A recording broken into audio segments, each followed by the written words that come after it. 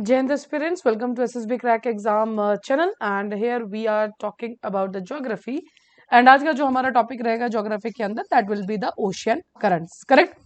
तो चलिए स्टार्ट करते हैं। मेनली हमें ओशियन करंट्स के अंदर से जो क्वेश्चंस देखने को मिलते हैं दैट इज कि कौन सा ओशियन करंट कोल्ड है और कौन सा वार्म है correct.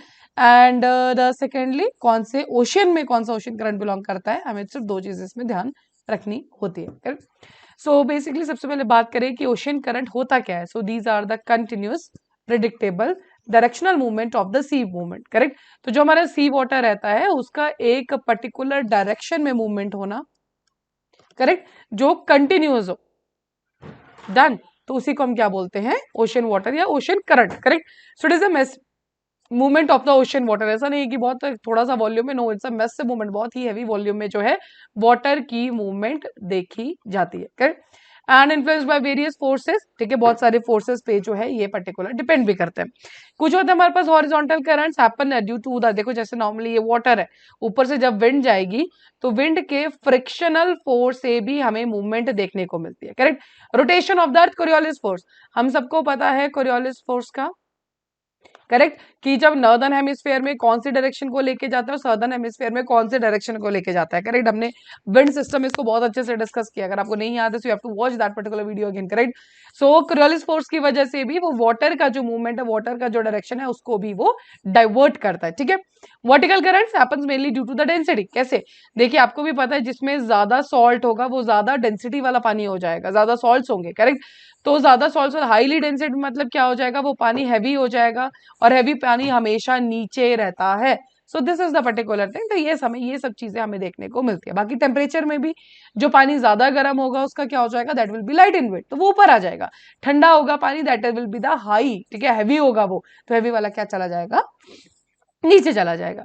Now when we are talking about the ocean current, so आपके लिए ये जो पर्टिकुलर डायग्राम है दिस इज एवरीथिंग, ठीक है, गीता कुरान सब कुछ यही है। बिकॉज अगर आपको ये डायग्राम प्रॉपरली याद है then only you can tackle any type of the question, ठीक है।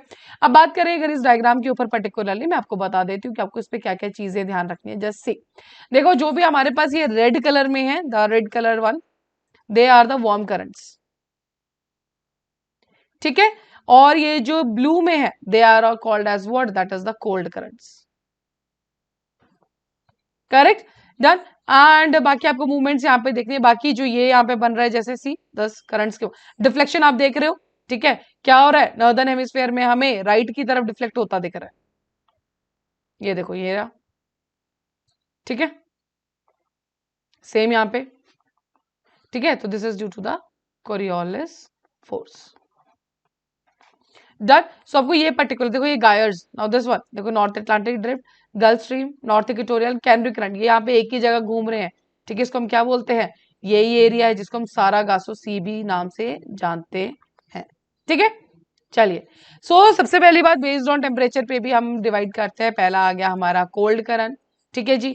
सो कोल्ड वाटर, अब देखो कुछ एरियाज में क्या रहता है, एक चीज ध्यान रखिएगा, कभी कभी आपसे पूछा जाएगा कि ये जो पर्टिकुलर एरिया है वहां पे टेम्परेचर एकदम माइनस में होता है, देन ऑल्सो वहां पे हमें थोड़ा सा वार्म इफेक्ट दे मिलता है, तो उसका रीजन बताइए। तो एक रीजन हो सकता है कि उस पर्टिकुलर एरिया में वार्म करंट जो है वो जा रहा होगा। वार्म करंट जाएगा मतलब वार्म वाटर है, वार्म वाटर है मतलब वो हवा को भी थोड़ा गर्म करेगा, air will be just warmed up, correct. तो वार्म करेगा, इसलिए जो आसपास का उसका एरिया है तो हमें क्या देखने को मिलेगा, थोड़ा सा जो नॉर्मली वहां पे इतना नेगेटिव माइनस में टेम्परेचर होगा उसके अंदर हमें पर्टिकुलरली हमें देखने को मिलता है थोड़ा सूदिंग सा इफेक्ट। सिमिलरली उल्टा भी हो सकता है, मान लो आप गए हो किसी वार्म एरिया में, ठीक है, बहुत गर्मी है वहां पे, लेकिन उस पर्टिकुलर एरिया में कोल्ड करंट आता है। सो कोल्ड करंट आता है तो वहां पे क्या आ जाएगा, थोड़ा बहुत कोल्ड विंड्स आएंगी, cold air, correct, land breeze sea breeze आपको पता है कंसेप्ट, करेक्ट। सो यस वो सब चीजें। सो कोल्ड करंट क्या, bring cold water into the warm water areas from the high latitudes to the low latitudes. Of course high latitude से आएगा, वहीं पे हाई सी टेम्परेचर हमें मिलता है। Found on the west coast of the continent, clockwise direction in the northern hemisphere and anticlockwise direction in the southern hemisphere, in the low and the middle latitudes and on the east coast in the higher latitudes in the northern hemisphere. So basically it is talking about क्या, हमें कौन से particular area में किस तरह का हमें वो मिलता है, क्या, कोल्ड करंट्स, ठीक है।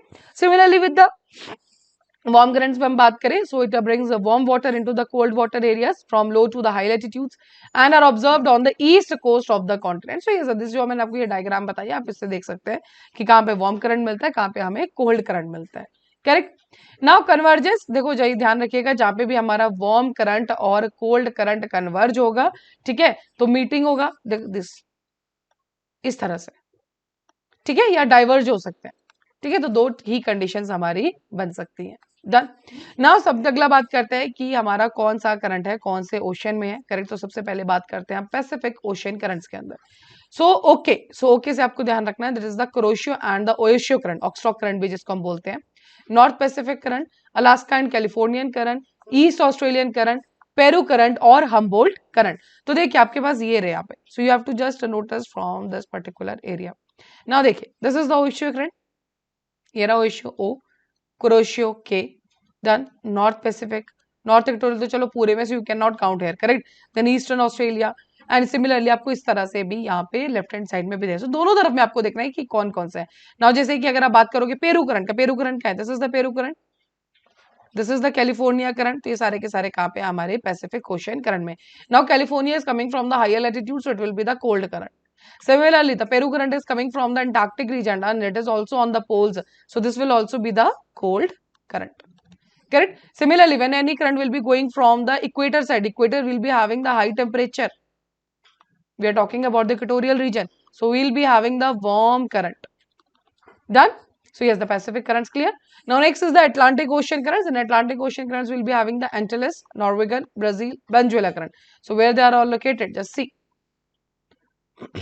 Let's just spread this particular diagram. Okay. Now see where are, see this is the Venezuela current. Now start from here only. So see Norwegian current, then Canary current, then we are having the Venezuela current, Brazil current. Now Brazil is coming from the equator side towards the lower latitudes. So this will be the warm current. East Greenland, Labrador coming from the higher latitudes. So it will be the cold current. Correct? Canary again from the higher latitudes. It is what? A cold current. Similarly Venezuela also. So these are all the cold or the warm currents. Correct?